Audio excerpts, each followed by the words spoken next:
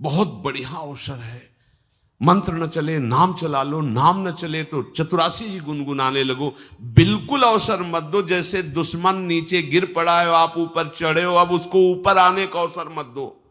ऊपर आने का अवसर दिया तो अब आपको ऊपर आने का अवसर दुश्मन नहीं दे पाएगा। ध्यान रखना, एक बार अगर अब मन चढ़ गया आपके ऊपर और मनमानी आचरण करा लिया तो आपको भजन लायक नहीं रखेगा, क्योंकि वो समझ चुका है कि तुम ऐसी जगह पहुंच चुके हो कि अगर अब हम इसको हरा ना पाए तो मुझे जिंदगी भर इसका गुलाम बनना पड़ेगा। मन ने देख लिया है कि अब हम मारे जाएंगे, अब मुझे मरना पड़ेगा, तो वो आखिरी कोशिश करके आपका नाश करेगा। बस आप सावधान हो जाओ। इस समय आपके घुटने उसके गर्दन के ऊपर हैं, ऐसा समझो, क्योंकि सदगुरु आश्रय, संत आश्रय, सत्संग, नाम धाम आश्रय। अब वो विचलित हो रहा है, भड़बड़ा रहा है, कोई तो मिले ऐसा, थोड़ा तो हमें जीवन दान दे, क्या विषय भोग, थोड़ा तो मुझे विषय सेवन करने को मिले।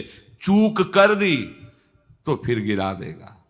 परमहंस श्री ओंकारानंद सरस्वती जी ले जब बिल्कुल नई अवस्था में सामने उनके गए तो उनका, अच्छा बच्चा, बड़े भाग्यशाली हो, वैराग्य मार्ग में आए हो, पर ध्यान रखना, एक सांप को जब बंदर पकड़ता है तो बोले ऐसे ऐसे जड़ में रगड़ता है, फिर देखता, सू तो नहीं बोला, फिर रगड़ता है, और वो मरने पर भी रगड़ता ही रहता है कि कहीं इसमें जान न।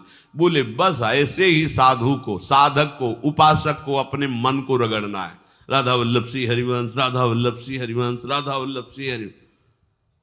अगर सू बोलने का मतलब अगर थोड़ा भी विषय स्फुरण रह गया है तो अभी रगड़ते रहो, राधा वल्लभ सिंह हरिवंश। फिर सच्ची कहते भजन करना नहीं पड़ता। जैसे भजन थोड़ी करना पड़ता है ही नहीं भजन, किसी और कुछ क्या करें, कुछ है ही नहीं यंत्रों में, वो स्फुरते केवल वही। अब उसको भजन थोड़ी करना है, रह ही नहीं गया, कुछ करना ही नहीं रह गया है। हंस रहे, खेल रहे, बात कर रहे, खा रहे, पी रहे, चल रहे, ठाड़े बैठे परे उताना, कबीर काहे हम राय ठिकाना, हर समय। पर वो स्थिति प्राप्त करने के लिए निरंतर अभ्यास की आवश्यकता है।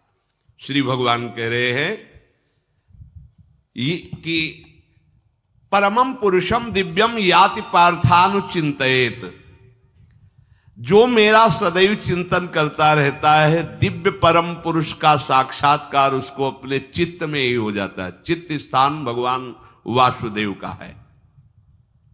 शरीर छोड़ने के बाद नहीं, शरीर रहते ऐसी आनंद की वृत्ति उदय होती। अब उनके लिए शब्द ही नहीं तो क्या वर्णन करें। ऐसी आनंद की उसी आनंद में वो आनंद समुद्र प्रभु प्रकाशित होने लगते हैं। पर उस आनंद में जहां आपका थोड़ा प्रवेश होता है, आप उलझ करके विषय की तरफ चले जाते हैं। ध्यान देना हमारी इस बात को, यह अनुभवगम्य बात कहते हैं। जब आपको भजन का थोड़ा आनंद मिलेगा तो आप थोड़ा निश्चिंत जैसे होते हैं, उसी समय मन आपको विषयों में फंसा देगा।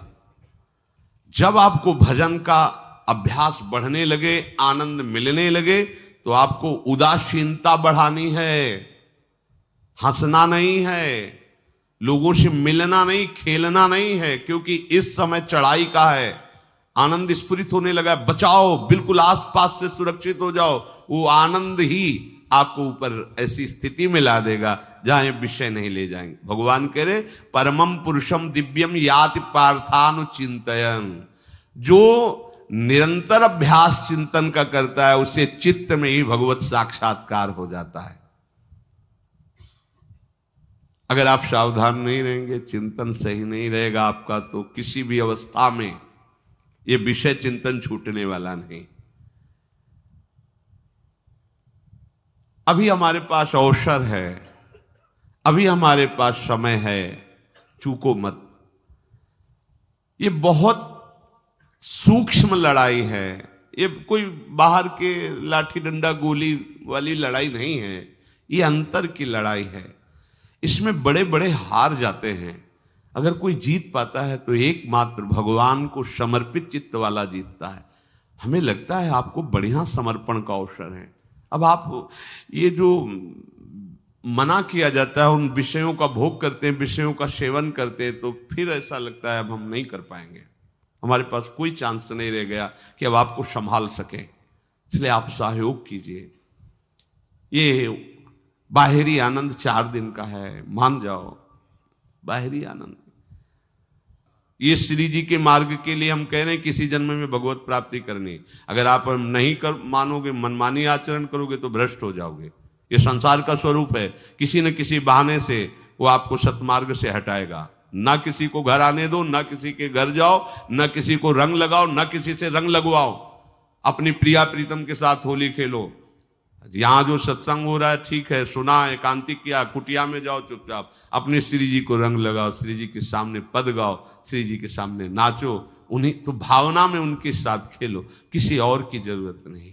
कोई अब दूसरा हमें छुए, दूसरा कोई हमारा अपना बने, अब हमें जरूरत नहीं है। देखो हमारी भाषा समझ में आ रही हो तो समझ लेना, नहीं बाद में पछताओगे। किसी को भी अपने साधन कक्ष में प्रवेश मत दो, किसी को अपनी कुटिया में मत आने। अब आप यहां गृहस्थ नहीं हो, यहां भी रह रहे हो, भले गृहस्थ वेश में रह रहे हो, आप वनवासी हो, आप श्री जी के उपासी हो, कोई व्यवहार की जरूरत नहीं। जब ऐसे रहोगे तो श्री जी आएंगे आपसे खेलने। निष्ठा, हृदय में निष्ठा। अब व्यवहार की गुंजाइश नहीं रह गई, हमारे पास समय नहीं व्यवहार का। हमारी बातें मान लो पर आप लोग मानते नहीं हो, इसलिए रंग नहीं चढ़ पा रहा। अरे वो बेचैन है आपके साथ खेलने के लिए, उनकी तरफ जब देखो ना तो बेचैन है, पर उनकी तरफ कोई देखना ही नहीं चाहता। वो तो यहीं से फुर्सत नहीं मिलती भोगों से खेलने के लिए, संसार के राग में खेलने के लिए। अरे वो तो लालायित है, वो तो खुशी हो रहे कि ये हमारा शरणागत हो गया, अभी हमारी सहचरी बनेगा, हमारी सेवा में आएगा। शरणागत होकर के पीठ कर लिया श्री जी की तरफ, मुख कर लिया संसार की तरफ, तो दोनों लाड़िले उदास बैठ जाते हैं। अब क्या करें, ये तो उधर मुख करके जा रहा है, चलो फिर कभी लौटेगा, वो फिर इंतजार कर रहे हैं। विमुख भये निमिषो ना अकृपा जब चिते तब। खूब अभ्यास करो नाम जब। कोई होली दिवाली त्योहारी, हमारा सारा त्योहार लाडली लाल से है, इन्हीं के साथ खेलो। देखो तुम्हें बताएं, जो बच्चा बाहर खेलने नहीं जाता तो माता पिता उसके साथ खेलने लगते। कैसे? घुटने के बल चल रहा है तो वो पिता भी घुटने के बल चलेगा उसके साथ साथ। वो तोतली बोलेगा तो वो भी तोतली बोलेगा। देखा है कभी ऐसा? ऐसा कर। तो ये हमारे स्वामी भी जब देखेंगे कि अरे ये तो किसी से राजी नहीं है, केवल हमसे खेलना चाहता है, इनके लाने का एक ही उपाय है, ध्यान रखना, अनन्य व्रत नहीं चाहिए हमें। और जैसे कल आप सुन रहे थे, पपीहा बन के रहू रे, बस यही चातक व्रत नहीं, हमें नहीं चाहिए। अगर हमारे रंग पड़ेगा तो लाडली लाल का पड़ेगा, हम खेलेंगे तो लाडली लाल के साथ खेलेंगे, नहीं तो अब आजीवन नहीं खेलेंगे, आजीवन नहीं खेलेंगे। अगर हम पाएंगे तो इनकी जूठन पाएंगे, नहीं तो प्राण त्याग देंगे। जिएंगे तो वृंदावन में जिएंगे, नहीं जीवन। ये व्रत चाहिए। काहे को व्यर्थ समय नष्ट कर रहे हो? धारण करो अनन्य निष्ठा का व्रत। इनको अपनी तरफ आकर्षित करने के लिए अनन्यता ही व्रत है। रसना कटो जो अन रटो, निरखियन फुटो नयन, श्रवण फुटो जो अन सुनो, श्री राधा जसमैन। कोई भी सत्संगी कोई व्यसन न करे, अन्य किसी से संपर्क न करे, खूब पद गाओ, खूब नाचो, अपना दरवाजा कुटिया का बंद करके खूब रो, नाचो, खेलो, कूदो, उन्हीं से वो खेलने लगेंगे। उनको चैन नहीं है आपके सिवा, आप चैन से रह रहे हो। हमारे प्रिया प्रीतम आपका इंतजार कर रहे हैं, तभी आप पर हेतु की कृपा की। ये बात अंदर की समझो, प्रिया प्रीतम अंदर से आपको बहुत प्यार करते हैं, पर हम देखते हैं कि आप प्रिया प्रीतम से प्यार नहीं करते। आप संसार की तरफ बढ़ते जा रहे हो, हाथ फैला खड़े, मेरी तरफ आ जा। ये हमारे भगवान नहीं है, ये हमारे लाडली लाल हैं। हम इनको भगवान नहीं, ये तो प्रेम के खिलौना दो खेलत है प्रेम खेल। हमारे रसिकों ने इनको भगवान नहीं माना। अगर कोई संकट आया तो अपने आंचल में छुपा के इनको लेके भागे।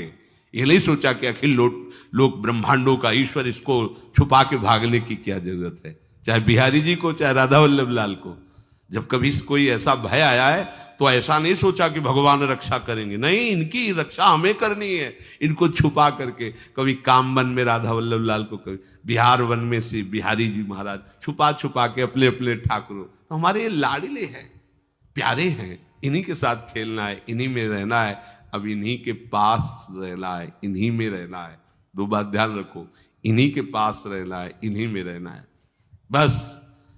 अब यही हम नहीं कर पाते, वही जो शुरुआत सत्संग में की थी, सबकी ममता ताग बटोरी, मम पद मने। ये भारी बात है, भारी बात है। जितनी जल्दी आप उदास हो जाओ संसार से, उतनी जल्दी मुस्कुराहट आ जाएगी प्रिया प्रीतम के मुख में आपके लिए। आप जब मुस्कुरा रहे उधर तो वो उदास बैठे कि हमारी तरफ क्यों नहीं देख रहा।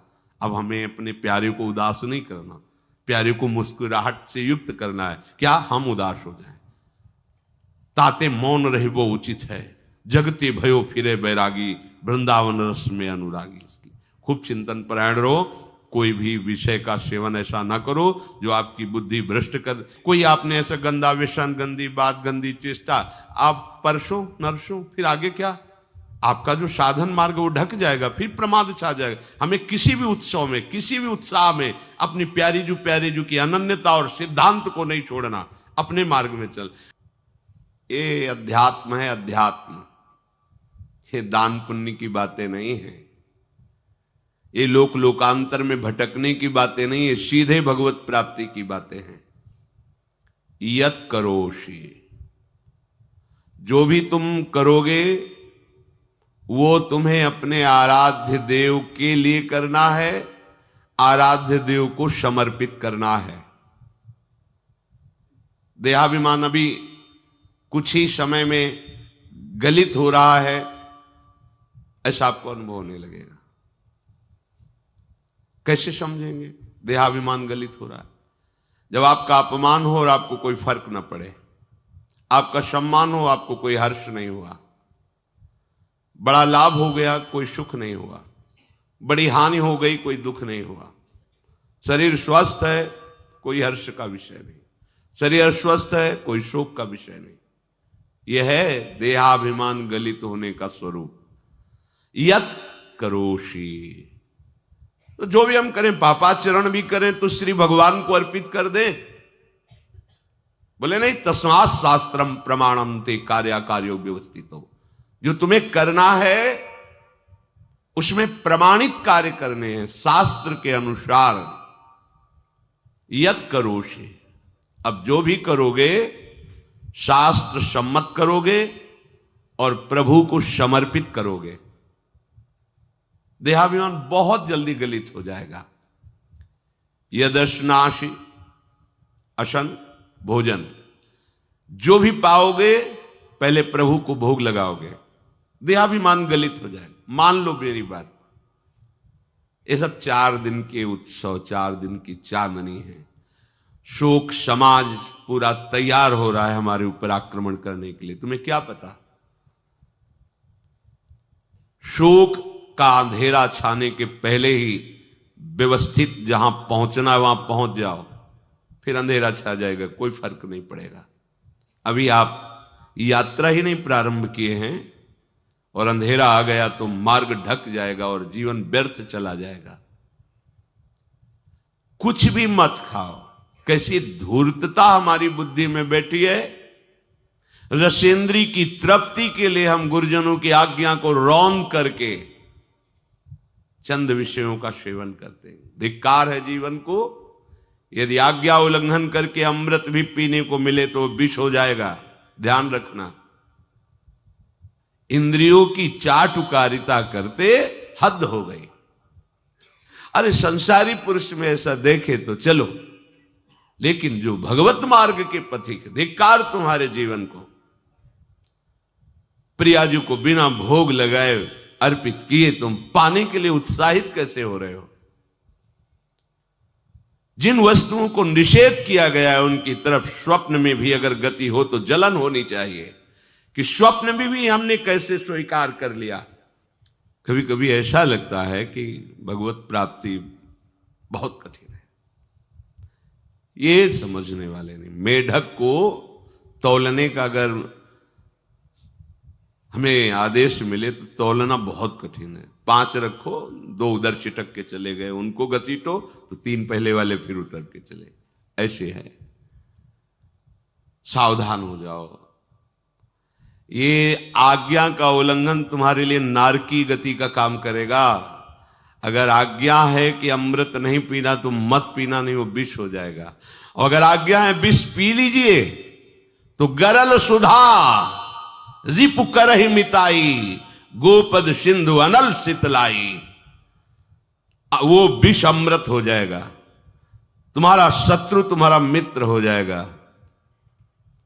ये भव समुद्र गाय के खुर के गड्ढे के समान हो जाएगा। आज्ञा पालन बहुत बड़ी सिद्धि है। ये मूढ़ता का त्याग कीजिए। आप जानते हो, जानते नहीं है? नहीं, तुम नहीं जानते हो, तुम्हें वो जान रहे हैं। अगर तुम अपना आनंद चाहते हो, सुख चाहते हो, तो आज्ञा पालन करो। इसी से देहाभिमान गलित होगा। तुम्हारी एक एक वृत्ति उस सर्वात्मा प्रभु बैठे देख रहा है, और उन्हीं के रिझाने के लिए तो तुम्हें मानव देह मिली, भगवत मार्ग मिला। ये ध्यान रखो, एक बार भी बिना भोग अर्पित किए हुए जो पाओगे वही तुम्हारी बुद्धि भ्रष्ट कर देगा। देख लो आंख खोल के कैसे बुद्धि भ्रष्ट होती है। वो अपने आराध्य देव इष्ट देव की ही निंदा करने लगता है, आराध्य देव इष्ट देव के विपरीत चलने लगता है। ये बुद्धि गिरी मतलब सर्वनाश। जो शास्त्र में कहा गया है, कामः संजायते क्रोधा क्रोधा स्मृति विभ्रमा स्मृति भ्रंशात् बुद्धिनाशो, बुद्धिनाश को ही कहा गया प्रणश्यति, नष्ट हो गया, वो किसी काम का नहीं। यत करोषि, जो भी कर रहे हो वो प्रभु के लिए हो और प्रभु को अर्पित करो। यदश्नाश, जो भी असन भोजन करते हो, जो भी तुम्हारी जिह्वा में जाए, अगर तुम इसी जन्म में भगवत प्राप्ति करना चाहते हो तो बिना भोग लगाए मत पाना, मान लीजिए। फिर कह रहे यज्जुहोषि, जो भी तुम, हवन का तात्पर्य होता है भागवतिक कार्य करते हो, वो प्रभु को अर्पित कर दो, बड़ा सुख मिलेगा। जो तुम ददाशी, किसी को भी कुछ भी देते हो, प्रभु को दे दीजिए। देने के पहले उसमें भाव कीजिए, राधा वल्लभ लाल इसके हृदय मंदिर में बैठे हैं। अब भोजन जल वस्त्र जो भी आपको उसको दिया तो उस व्यक्ति को नहीं दिया, सीधे ठाकुर जी को दिया, राधा वल्लभ लाल को दिया। यत तपस्यासी, जो भी तुम तपस्या कर रहे हो, काम वेग को सह रहे हो, क्रोध को सह रहे हो, गर्मी सर्दी सह रहे हो, अनुकूलता प्रतिकूलता सह रहे हो, ये भी प्रभु को अर्पित कर दो। भगवान आदेश कह रहे हैं तत्कुरुष्व मदर्पणम, ये सब मेरे को अर्पित करने का मतलब मेरी पूर्ति नहीं हो जाएगी, तेरी पूर्ति हो जाएगी। भला ये सब नदियां समुद्र में गिरना बंद कर दें तो समुद्र घट जाएगा क्या? यद्यप समुद्र प्राकृतिक है, चिदानंद नहीं, भगवान तो चिदानंद समुद्र है। कोई भी नदी चाहे बाढ़ युक्त जाके गिरे या गिरना बंद कर, समुद्र में कोई फर्क नहीं पड़ता। इसीलिए सेवक जी ने कहा है, मांगो मन मनुष्य दासी अपनी कर, पूर्ण काम सदा हृदयम। हे पूर्ण काम प्रभु, यद्यपि आपको मेरी जरूरत नहीं है, पर मैं अपने लिए मांग रहा हूं कि अपनी दासी बना लीजिए। मद भक्तो मईश्वरे सर्वज्ञे परम गुरु वासुदेवे समर्पित सर्वात्म भावः, यत् पश्यति शृणोति स्पृशति वा सर्वमेव भगवान वासुदेवः, इत्येवं गृहाविष्ट बुद्धिर मद भक्तः सन एतत् यथोक्तम सम्यक दर्शनम विज्ञाय मद भावाय मम भावो मद भावः परमात्म भावस्तस्मै परमात्म भावो योपपद्यते युज्यते घटते मोक्षम गच्छति। वेद कहता है, भगवान की वाणी, मद भक्तो, जो मेरा भक्त हो गया है। अभी हम देह भक्त हैं, भोगों के भक्त हैं, विषयों के भक्त हैं, काम क्रोध लोभ मोह जब जो चाहता है हमें परास्त कर देता है। लेकिन जो मद भक्त हो गया उसको नहीं। बाहरी वेश परिवर्तन से मद भक्तो नहीं होता। कभी कभी हंसी आती है कि अमृत कुंड को छोड़ करके मल कुंड का स्वाद लेने के लिए कितना लालायित है जीव। कैसी मंद बुद्धि, मतलब एकदम लगता है कि वाह प्रभु आपकी है विचित्र माया है। ये इधर कूदे तो अमृत कुंड है, इधर कूद रहा है मल कुंड है। वो जानबूझ करके अमृत को त्याग करके मलकुंड में जा रहा है। जहां हमारी प्यारी जी और प्यारे जी की ऐसी सुख वृत्ति है, वेणु कानन कुणित श्रवण सुंदर सुनत मुक्ति सम सकल सुख पाए पग पेलिरी। मोक्ष सुख को भी लात मार करके जिस सुख में बढ़ा है, कैसा कैसा तुम्हारा आश्रय है।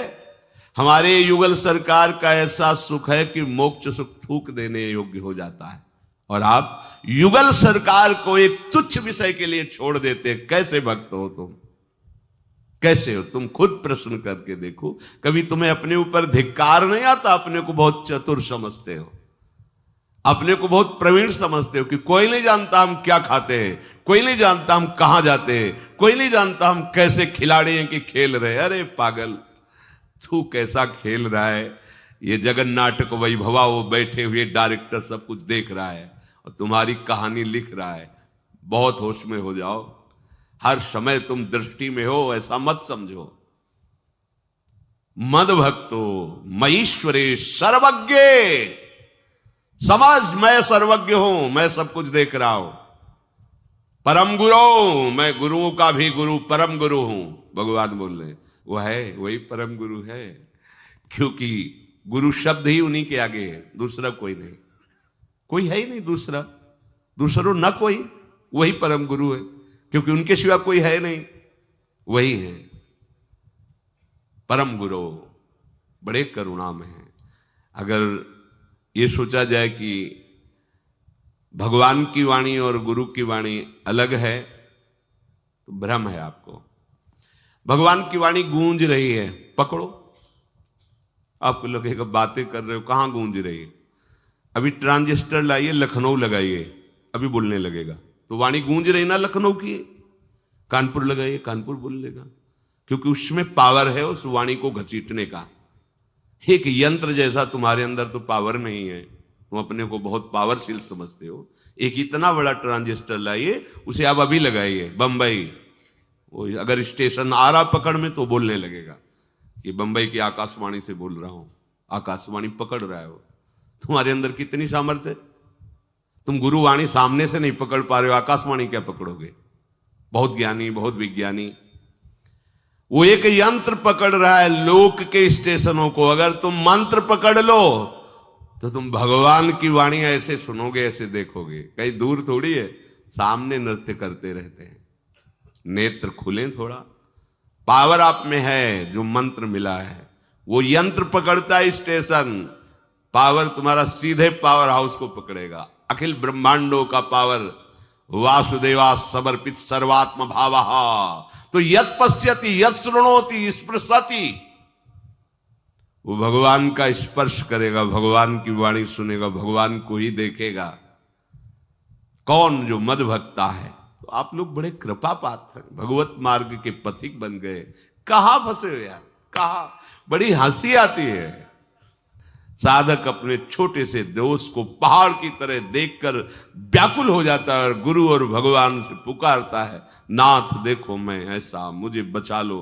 प्रभु अभी तक समर्पण नहीं हो पाया, उसे अपने में फुर्सत नहीं। जो मेरा हो जाता है वो निरंतर मेरा चिंतन करता है, इसलिए मैं उसको सुनाई देता हूं। तुम किसका चिंतन कर रहे हो? संसार का। तो क्या सुनाई दे रहा है? संसार। तुम किसको देखना चाहते हो? संसार को। तो क्या दिखाई दे रहा है? स्त्री पुरुष दोष गुण। भगवान कह रहे मद भक्तो, जो मेरा भक्त है वो यत् पश्यति शृणोति स्पृशति। प्रभु स्पर्श में आते, केवल देखने में ही नहीं आते। क्या भगवान को ध्यान में देखना, जैसे आप गले लगते